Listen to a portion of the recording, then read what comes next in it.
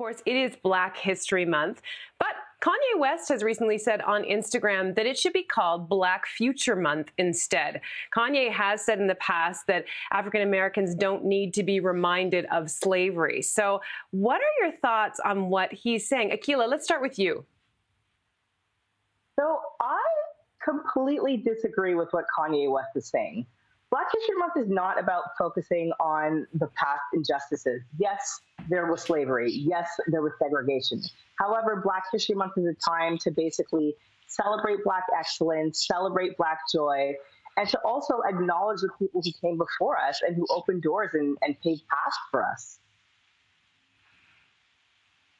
Yeah. Stefan, I mean, I feel like this is something that first of all, let me just ask Stefan, were you raised with, in your school system, talking about Black History Month? Yeah.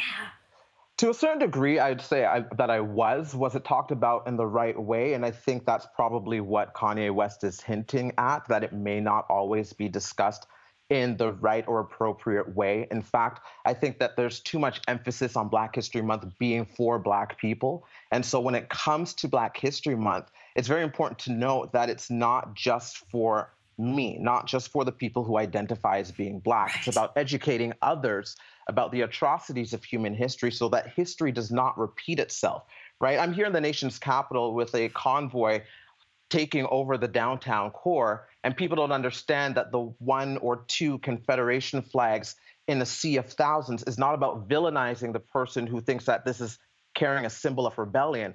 It's actually about protecting someone like myself who sees it as an idea or suggestion that this person would rather see my lifeless body swinging from a tree. So it's about protecting that stuff when we talk about history in that way. It's not about triggering trauma or tragedy for the Black community. And it is actually about a celebration of excellence and the fact that there are Black inventors, Black people that came before us that aren't acknowledged in our curriculum. Yes.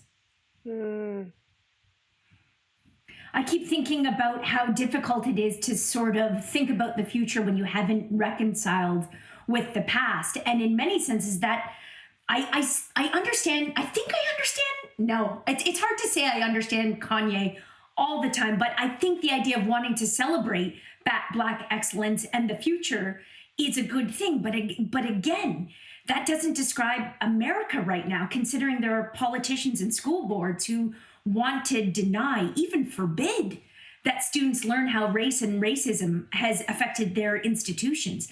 They want to pretend like America is colorblind. I certainly don't know what the solution is.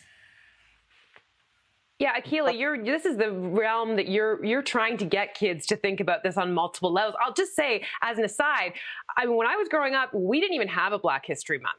And now when I talk to my son about this, he's often going, yeah, Mom, I know. Like, he knows more than I do. So I do think, and it's not just about American history. The good news is they are learning about Canadian Black history as well. So Akilah, yeah, I would love for you to talk about what the work you're doing. Yeah, absolutely. I mean, Black history is a part of Canadian history as a whole.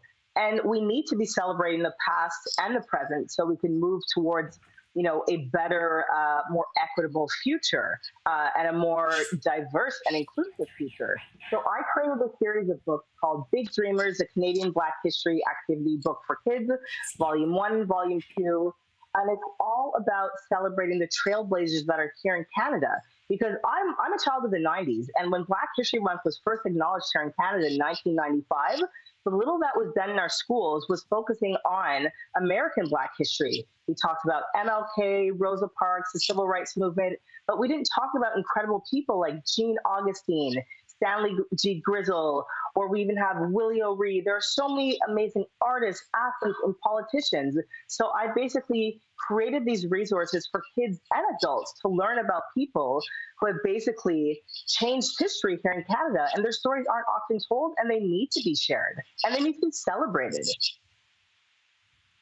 Well, Akilah, thank you for sharing that. It's absolutely wonderful and inspiring. And everyone, make sure to check out bigdreamers.ca. Do it.